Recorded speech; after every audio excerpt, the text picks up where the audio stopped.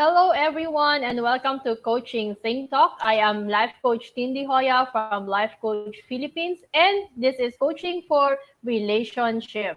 This coaching conversation is for moms, wives, and women who are wanting to have a balance on healthy lifestyles and healthy relationship to a happier life. And my mission is to help married women or women in partnership to be the suitable helper of their husband or their partners to create a safe mental and emotional space for a family that thrives. And thank you for joining me live today. And please leave your digital footprints by letting us know where you're coming from today. Please do tag a friend and circulate this video to help us reach more individuals who might be in need of what I'll be sharing in this session.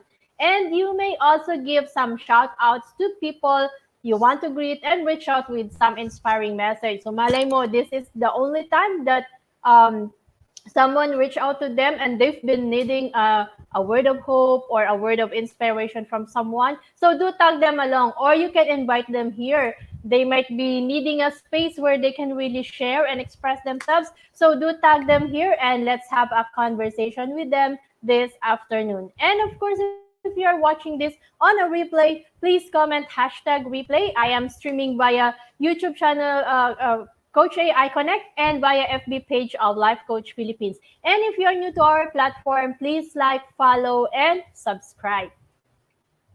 And for this afternoon, of course, I'm going to be sharing to you about the 5 habits of courageous people. You know, to love takes courage, and love requires inner strength. Sometimes love asks a lot of us, or sometimes love takes a lot from us, more than we think we have available to give. So, are you willing to be are you willing to be someone who is courageous as needed?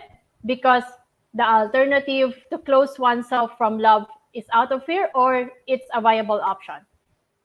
Well, you know, it takes courage to love because we open our hearts to someone knowing that it might get broken. Di ba? Kahit naman sa boyfriend-girlfriend relationship or sa marriage, even if you're already in that season where you love each other, at times your heart still gets broken.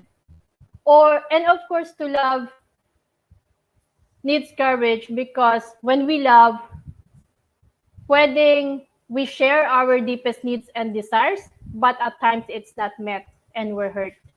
And to love also, even the act of love may not be reciprocated, at least not in the same way it was given. Ito yung umasa ka, pero pinaasa ka lang talaga.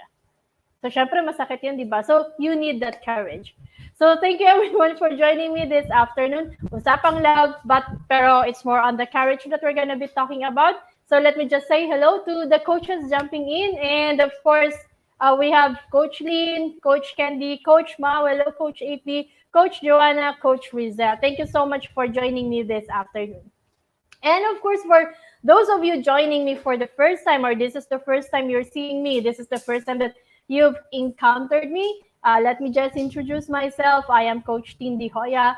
I am a certified proactive co-create life coach and mental health coach from Life Coach Philippines. Previously, I worked as an HR practitioner. I belong to one of the top BPO in the country, the biggest BPO in the country. Before I resigned in 2019 and went full time into life coaching. I am also a mom to 2 teenagers and a wife to a certified life coach. If you're familiar with Life Coach Philippines, you would always hear the couple coach. So I am the other half of the couple coach, and the other half is Coach Sean. So I'm married to him. And I am also a community manager, a public speaking scholar, and a master builder apprentice of Master Crochet, where we help you build tribes to reach your unstoppable dream. So, kung ikaw ay isang tao na gusto mo talagang tumulong and you don't know how to duplicate yourself, you can connect with us and we will help you build the tribe so that you can impact more people. You can help more people. And of course, I am the creator and founder of a Women's Epiphany Coaching Community. So this is a community for women, especially for moms and wives out there who is like looking for a place where they can level up, they want to learn more, or dumating ka na sa point na alam mong hindi lang yan ang role mo and you can do more for your family, for yourself, for the community, then join me in my community. That's a Women's Epiphany Coaching Community. You can search that in Facebook. I always believe that as a woman, you have the power to make a choice, to be the mom, the wife, and the woman that you want to be. So your status, the society's definition of you is not enough to stop you from achieving the purpose that God has given you. So if you're that someone, let's have a conversation. You can either send me a message here at Life Coach Teen, or you can also visit us at the Cup Coffee Republic when it's already possible to have a face-to-face yung pwede na yung physical. You can drop by anytime at the Cup Coffee Republic. Alright, so hello Coach Trisha. Thank you so much. Sabi ni Coach Lynn, pinaasa. Yeah, part kasi yun, 'di ba? When you love someone, you need to have that courage. Kasi there might be moments na you give everything, you give that love, and yet it was not hindi siya binalik sa'yo the way you have expected that love to be returned to you. And it's possible. Even if you're already married, you're long in the relationship, pwede talagang dumating kayo sa point na hindi na ibigay sa'yo yung the way that the way that you want love to be reciprocated. And it takes courage to stay in the relationship. So we're gonna be talking about courage this afternoon. So fear, you have to match it up with courage. You have to replace it with courage. Sabi nga namin sa public speaking, so for those of you na who wants to be a public speaker and you've been looking for a class that would help you be able to really speak, share your thoughts, and na hindi ka matatakot, it's possible to really learn public speaking. Just connect with any of the coaches that you are now seeing on our comment section, and they will help you. We have an upcoming class, the public speaking bootcamp. So it's gonna be this coming September 1 and 2. So do join us if you're interested. All you have to do is message Coach Rizel at 0917-586-1661. So what is courage? Well, courage starts with showing up and letting ourselves be seen. Yun naman talaga si courage eh. You show up first and let yourself be seen by others. And of course, in relationships, we want to thrive in our relationships. And in order to keep our relationship strong, of course, we need courage. Courage in a way that you have to be able to face the adversity together. And in moments that you have to stay in love with your spouse. Kasi paano pag hindi na in love sa'yo yung spouse mo? So you have to need to have courage. So what is really courage? Courage comes from the root word core, means heart. That's a Latin word, core. And originally meant to speak one's mind by telling all one's heart. So you speak your mind from your heart. Whatever it is yours, parang public speaking, no? You share your message, it has to come from your heart. Hindi lang lahat brains, it has to be from the heart. And it is also a mental or moral strength to venture, persevere, and withstand danger, fear, or difficulty. Yun daw si courage. You can withstand. So mental toughness din. And of course, moral toughness. For you to be able to persevere and withstand whatever danger there is or any difficulties that you face. And of course, it's the ability to do something difficult even when there is risk. So yun daw si courage. You have to be able to get out there and do things even when there is a risk that you have to face. Even when what you're gonna do is difficult. Hello, Master Coach Yasmin, Coach Trisha, and of course, Coach Colleen, thank you so much for joining me this afternoon. So, yun po si courage. And bakit nga ba importante si courage sa relationship? So, why courage? You know, there is what we call everyday courage. Everyday courage is about the determination, the grit necessary to make tough calls that keeps the best interest of the family ahead of all other concerns, whether the concern is in school, at work, or at home, or in your relationships. So it's the grit and determination. Everyday courage is that. the ability for you to make tough calls, tough decisions when faced with difficulties. And there are actually four types of courage that we have to take note of. And it's part of our everyday courage. First is the moral courage. Moral courage is, of course, standing up and asking when injustices and acting when injustices occur, human rights are violated, or when persons are treated unfairly. Meron na tayong tinatawag na moral courage. This is the time, or this is the point where we are able to really stand up and speak for someone pag may nakikitang injustice. Sabi ko nga, ano to eh, although ibang usapan to, part siya ng trauma ko no, na when I see someone na nag-aaway, parang gusto mong awatin. Pero not really, hindi naman sa ganong step na kahit hindi mo naman away ay papasok ka. Hindi po siya ganon. Moral courage is really, di ba in your relationships, in your family, ikaw yung nanay, ikaw yung supporter ng husband mo. So, kung titingnan natin sa aspeto ng relasyon, you have that moral courage to really speak up and say na, anak or sa asawa mo, mali itong ginagawa mo. Kasi ikaw yun eh, nurturer ka. You have to be able to have that moral courage to speak and say, this is wrong. There is an injustice. Nakakaagrabyado ka ng tao. So, kaya mo ba talagang sabihin yan sa partner mo, sa anak mo, sa asawa mo? Kasi di ba when you love, parang kahit minsan mali, we allow it. Kaya nga, that's the value of the coaching, because with coaching, we are able to see our blind spots. At times, the love that we give out cripples others, or we tolerate others. At nawawala yung moral courage na yan. Na parang hinahayaan lang natin na mali yung ginagawa kasi love natin. Which is really not good for them. It's not gonna lead them to be better people. So we need moral courage. Another is the disciplined courage. Disciplined courage, on the other hand, this is actually remaining steadfast, strategic, and deliberate in the face of inevitable setbacks and failures for the greater good.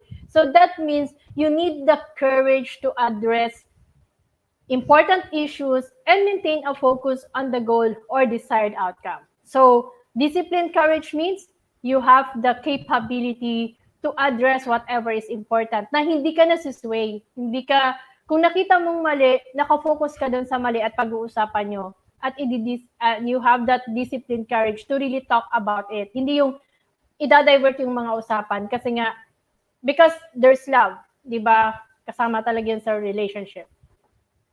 So that's one. Another type of courage that you have to be mindful of is, of course, your empathetic courage. This is acknowledging personal bias and intentionally moving away from them in order to vicariously experience the trials and triumphs of others. You have to have the courage to be empathetic, hindi yung wala ka lang pakialam. The courage to open and feel deeply for others. It takes humility and courage to put aside your biases and assumptions and let go of control and certainty for the sake of learning something new. Kasi di ba oftentimes, what usually happens is, pag alam mong tama ka, you don't, like in a relationship, minsan ipipilit mo kasi tama ka at hindi mo na nakuha mag-empathize dun sa partner mo. Kaya din kayo minsan nagkakaroon ng miscommunication or lost in translation kasi nga wala na eh, hindi ka na marunong mag-empathize sa kanya. Parang you stand for, eto talaga yon, eto yung assumptions ko, eto yung biases ko. So, for you to have that empathetic courage is for you to be able to let go of that biases. And of course, you move away from your assumptions. You let go of your assumptions. And it takes courage. Kasi you have to admit na, hey, I also need to learn. Hey, I am also vulnerable. Pero di ba minsan sa relasyon, hindi mo maamin na may mali ka? So walang courage doon to face the responsibility or to take action. And finally, intellectual courage. Intellectual courage is more on challenging old assumptions and acting to make changes based on new learnings, understanding, and insights gleaned from experience or educational research. Yung yung intellectual courage daw is more on you being able to remember um, as you grow, you also adapt to you also see new changes, so you have to adapt and all. But at times, yung intellectual courage, minsan, pag may mga bago, minsan ayaw nating tanggapin. We close our mind to it, we close our heart to it, kaya nagkakaroon ng conflict dun sa whatever current practices we have. And of course, our understanding. And of course, this will allow you to recognize the limitations of your own thinking. So, kung sarado yung utak mo, sarado yung mindset mo, it's gonna be hard to have intellectual courage kasi hindi mo i-allow to really unlearn and relearn. That's why in every situation, in every relationship, in whatever you do, you have to have these four: your moral courage, your intellectual courage, your disciplined courage, and your empathetic courage. Because this is what comprises your everyday courage. And as a woman, as a wife, as a mom, you have to be able to lead your family, to have this courage, because it's part of who we are. And even at work, kahit sa ibang relationships natin, like sa work relationship, sa friend, ganun din, you have to have this for courage so that you can help the person, you can impact the person. So I'll give you 5 habits of courageous partners. Bakit ba kailangan natin to? Remember, love requires courage. And kung nag-uumpisa pa lang kayo, you need courage to start a conversation with your crush or make a move. But in marriage, you need courage to be vulnerable and honest with your partner. So first is honesty. They are always honest, both with themselves and you. Kasi pag courageous ang partner mo, you're able both to confront the problems in your relationship and fight to fix them. So hindi ka takot na to really open up whatever it is you're feeling, whatever it is you're thinking, kaya mo siyang i-share so that both of you can fix the problem. In other words, it takes considerable courage to do all those things that move your relationship to a higher level of trust, safety, and confidence. Kasi kung hindi ka courageous, hindi ka magsasabi eh. Iisipin mo, ano lang siya, parang kaya ko naman to. Actually, it's more of, it's not gonna help the relationship kasi hindi kayo parehas mag-grow. That's why what you should look for, kung ikaw ay single at naghahanap ka ng partner, look for a person who have courage. Because when a person is courageous, the person is honest enough to open himself to you.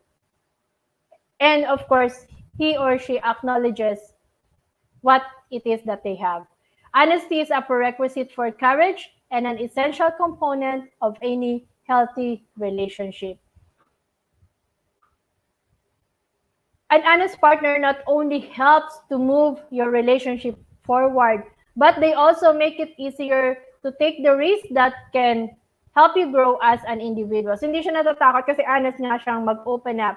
So courageous partners, of course, take time to reflect and pay attention to what's going on in their hearts and in their minds. And they are honest with themselves about their strengths and their weaknesses without being overly critical. That means they will always be aware of what they want, what they need, and what they desire, and will communicate it to you so that both of you can fix it and not run away from them. So it will really take courage to be honest.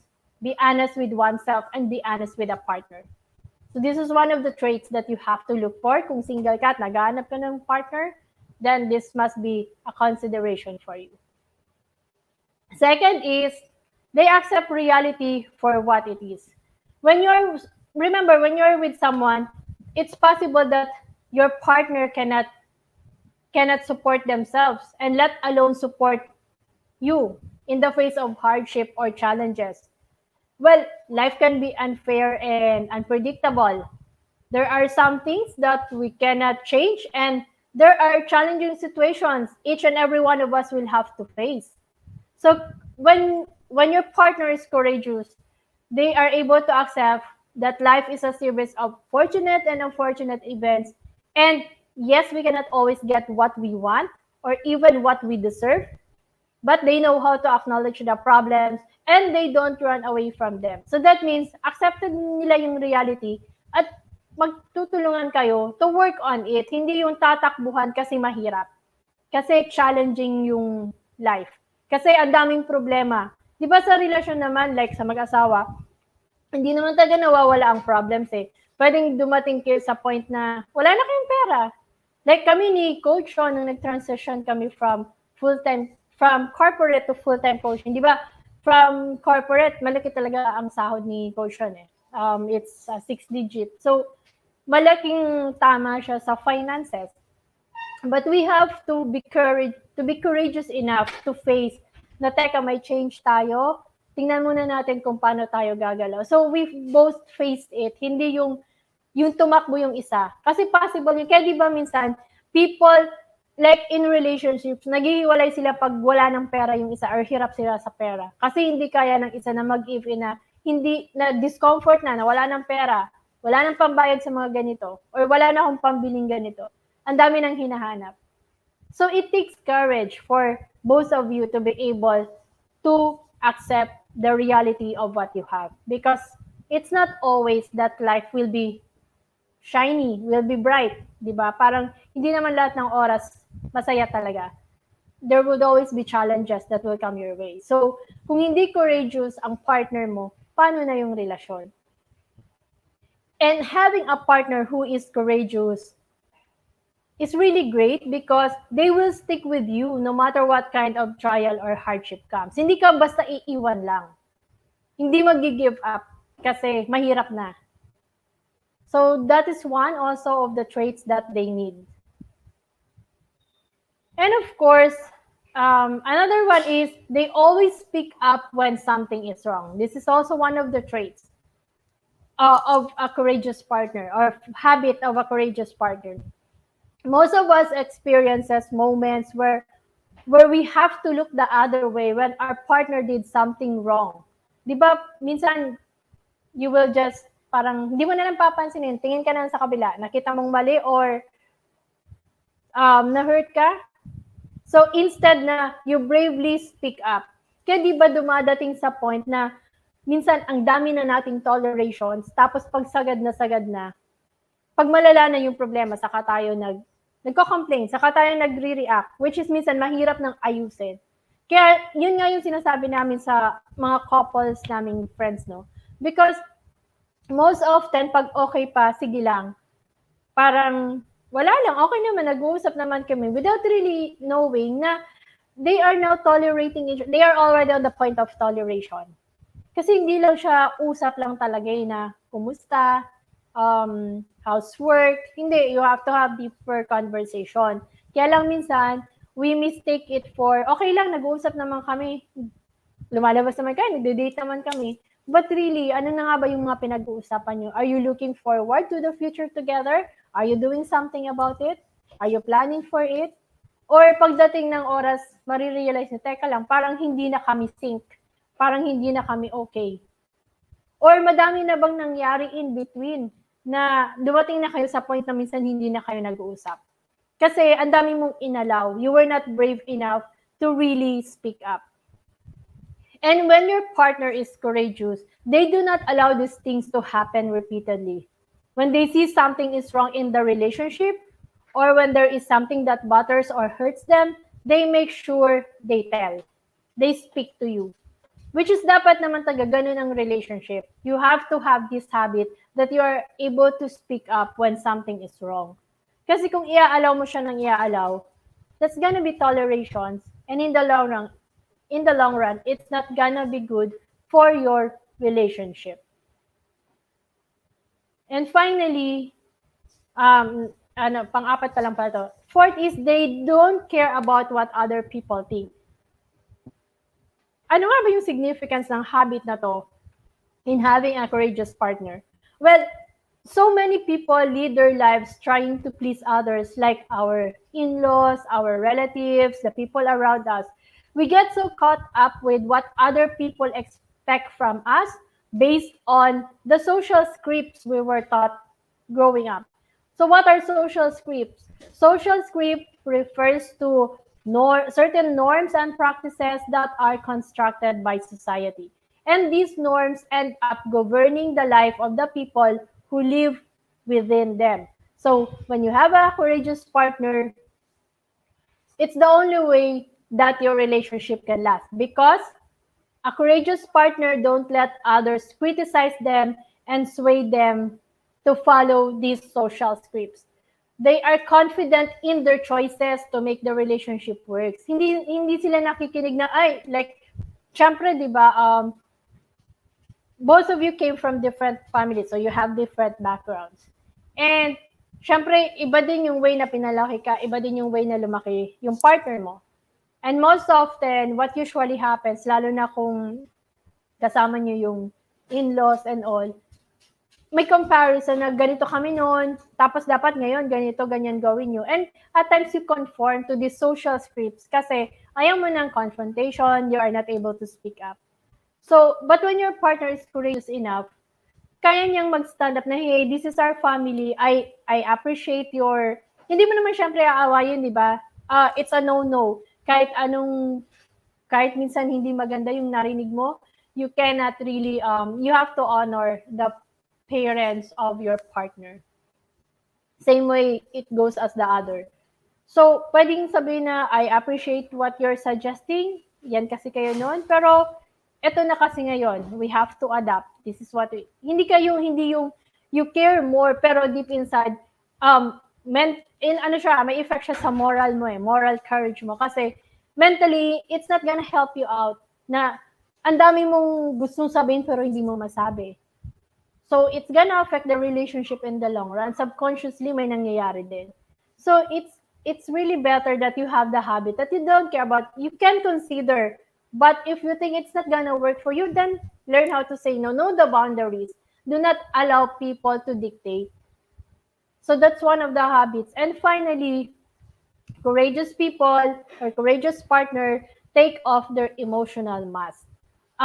The most courageous thing to do in a relationship is to take off your emotional mask and allow yourself to be 100% real and vulnerable in front of your partner.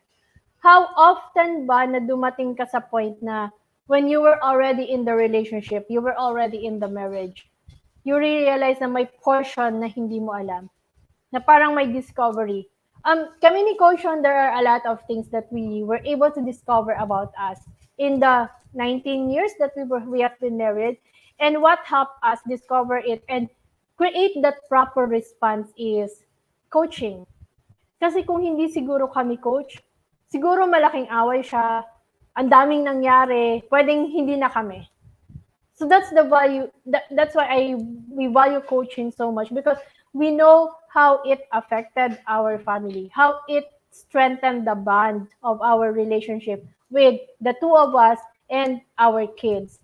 Kasi may mga emotional baggages ako na hindi ko nasabi, same as him, na from childhood, mga experiences niya and all, na hindi na, minsan kasi diba, there are points in your life na kung may mga traumas kang na-encounter or there are some painful encounters in your life, at times your brain blocks it. But as you go along in life, minsan na natitrigger yun at may naaalala ka, tapos na-i-express mo. So kung hindi ka ready, it will be very different. It will be very hard for the two of you to really talk about it and acknowledge it. So life coaching helped us both. And we were able to really take off our emotional mask. We were able to assess and process the emotions that and it helps that we have a community where there are coaches who, of course, we can talk to, and of course, having a personal coach as well, who is able to really help you process the thoughts. And kahit naman kasi coach kami, hindi naman namin makukoach sarili namin eh. Because at the end of the day, I would have those bias. And kaya kong, syempre, makokontrol ko sarili ko, di ba? Like, for example, I procrastinate. May mga dapat akong gawin, pero at times I delay it. Kung wala akong coach, kaya ko naman i-bend din eh, hindi, may time pa. So, may ganun. But when you have a coach, you have an accountable partner who helps you. So same with courage. When your partner is courageous enough, you have an accountable partner who helps you both when it comes to your emotions. Uh, Remember, it is much easier to fake a smile and show a bright face instead of saying to your partner that you are hurting or struggling. But when you're able to say it, it's really worth it, and it will strengthen the relationship if you are able to be vulnerable and even cry in front of them. How often are you able to really talk to your partner, to talk to the people around you na you have relationship with, that you're able to express and be vulnerable, na it's okay, na okay lang, na wala kang feeling na baka i-reject ako nito, baka i-judge ako nito. Your relationship can become a powerful container where you can work together to heal past hurts, honor each other's needs and wants, and work through conflict with respect, humility, and longingness. So these are the 5 habits that a courageous partner needs. And if you are in that space where you're losing the courage to really be able to speak up in the relationship, get one of these 5 habits and start working on it. Hanggang sa kaya mo nang sabay-sabay gamitin yung habits na yon. There's still time. It takes courage because loving needs courage for you to go on in the relationship. As Maya Angelou says, courage is the most important of all the virtues because without courage, you can't practice any other virtue consistently. Yes, it's true kasi kung courage is wala sa mga virtues mo, how can you progress in life? Kung isang dagok lang, babagsak ka na agad. So, think about it. How do you handle obstacles in your relationship? So, we're talking about courage. So, how courageous are you when there are obstacles in your relationship? So, first, do the wish. What is that meaningful and challenging or feasible goal you want to achieve in the relationship? So what do you wish for in your relationship? Gusto ko makita na we grow old together, na kahit wala na yung mga bata sa poder namin, we're still able to maintain that relationship. Hindi kami yung, di ba kasi merong mga tumatanda in the relationship na hindi na sila masaya and they go to separate rooms, hindi na minsan nag-uusap, may kanya-kanyang lakad na. Ayokong maging ganun. So, yun ang isa sa mga wish ko. So, this is just an example, no? So, do that. To talk about courage. And then, once you're able to make that wish, talk about now about the outcome. What will be the best outcome when you have accomplished it? So, ano yung, kung na-achieve nyo yung outcome na yon, ano yung itsura niya? How would it make you feel? And then third is, we talk about the obstacle. So if ever there is an obstacle that you will encounter, what is that main obstacle you want to prevent? Syempre, pag every goal has its own, syempre may path yan. There would always be obstacles along the way. So identify it now so that you will be able to prevent it. And finally, plan. What will you do with the obstacle when you identify it? What action will you take? Because that is where you can implement courage in the relationship. Before you start, if you're single, before you start searching for some specific characteristics in a potential partner, first make sure they are courageous. They might be charming, clever, and hardworking, but without courage, your relationship is likely to suffer significant problems. So remember, love requires courage. So thank you so much everyone for joining me this afternoon. And And as I end this conversation, of course, let me invite you to be part of what we are doing as an organization of professional certified life coaches. But of course, you can connect with me. You can contact me at this number, this email, and of course, join me in my FB group, A Woman's Epiphany Coaching Community. And I would like to invite those women out there. If you're a mom, a wife, a woman, and you're someone who felt na you're already burdened or you feel burnt out with being busy as a mom and wife, or you have dreams that have taken the backseat at hindi mo siya magawa kasi feeling mo selfish ka na, or nagiging selfish ka, you're already married, or na-realize mo na parang I've lost my identity in the process. Parang ito na lang ba ako? Then join me here in my coaching workshop. This is a 6-week journey to regaining yourself, discovering and regaining yourself, your momentum, and your passion. This is gonna be on September 19 to October 24, but that's every Sunday, all Sundays of September 19 and October 24 at 7:30 p.m. So just message me at 0917-806-4200. What's good about this is once you discovered your true self, you will be able to give more love. And yet, you will no longer feel that something is missing in your life. So join me here. And of course, um, we would also like to invite you for our mental model masterclass. And here, if you are not yet a smart holder of Be Learning e-card, I am number 0013. If you're not yet a holder of a smart holder Be Learning e-card and you're still missing all the perks that we enjoy, like the 5% food and beverage discount from Decaf Coffee Republic, or the free mental model masterclass of Master Coach, which happens every third Saturday of the month. And of course, the 90-minute coaching session with a senior coach from Life Coach Philippines, then today is the best time for you to take action. Connect with Coach Rizal through 0917-586-1661 to join the Bill Learning Society, the tent maker of Bill Learning Homes for Mental Fitness. And of course, we will soon have, by September 18, we will have our Mental Model Masterclass by Master Coach A. And for this month, for September Mental Model Masterclass, Master Coach A will teach us about the multiplier skills mental model mastery. In this masterclass, you will discover the scary truth behind the garbage in, garbage out principle in learning. So knowing how consuming the wrong information can make you more ignorant, fixed-minded, assuming, overconfident, and blind followers of pseudo-experts giving cheap jack just advice.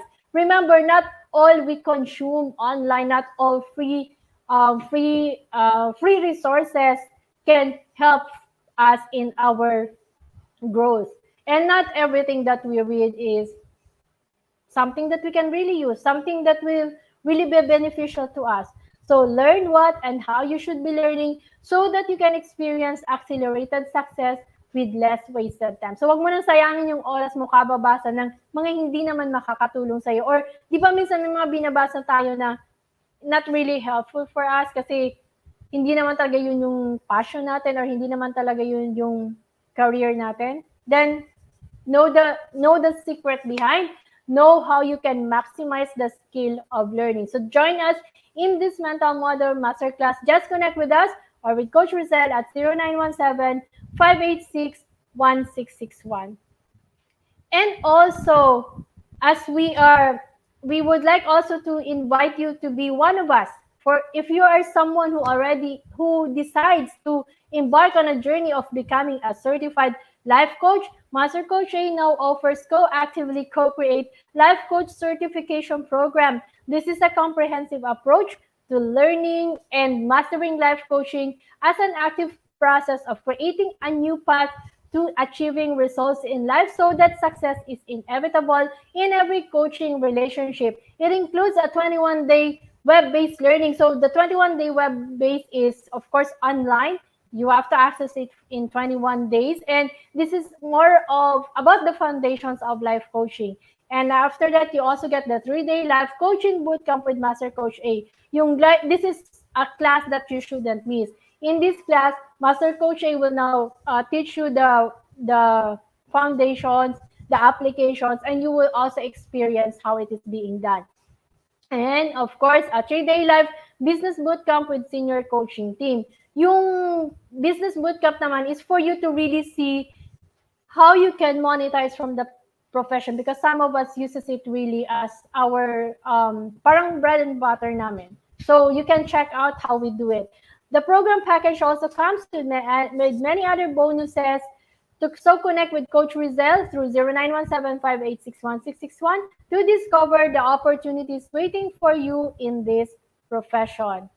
And if you want to be a part of what we are doing, do join us for another coaching conversation tomorrow, of course, with Coach Candy for coaching for mindful eating at 10 a.m., Coach Cherry for coaching for leap formation at 2 p.m., and Coach Rizal for coaching for purposeful living at 4 p.m. So this is what we do. You always see us online. Madami po kaming ginagawa, madami kaming classes. So we'd like to invite you as well. We will be having free workshops coming up. The first one is this September. I just forgot to put on the ad, but if you're someone interested, or you know someone who might be interested to join us in our free workshop, September 8th, we have Master Coach Hasmin for goal setting. September 9th, we have Coach on for coaching and mentoring for leaders. And September 10th, we have Coach Candy for life coaching essentials. And I will be on September 15. That's going to be for 21st century career coaching workshop. And Coach Rizal on September 16 for purposeful coaching workshop. So just connect with us so that we can share to you the registration link for the upcoming workshops that we have. So once again, I am Coach Tindy Hoya from Life Coach Philippines for Coaching Think Talk. Coaches like us think and talk like this. This is us in the Philippines. Love, bam, boom. Love, bam, boom. Love, bam, boom. See you.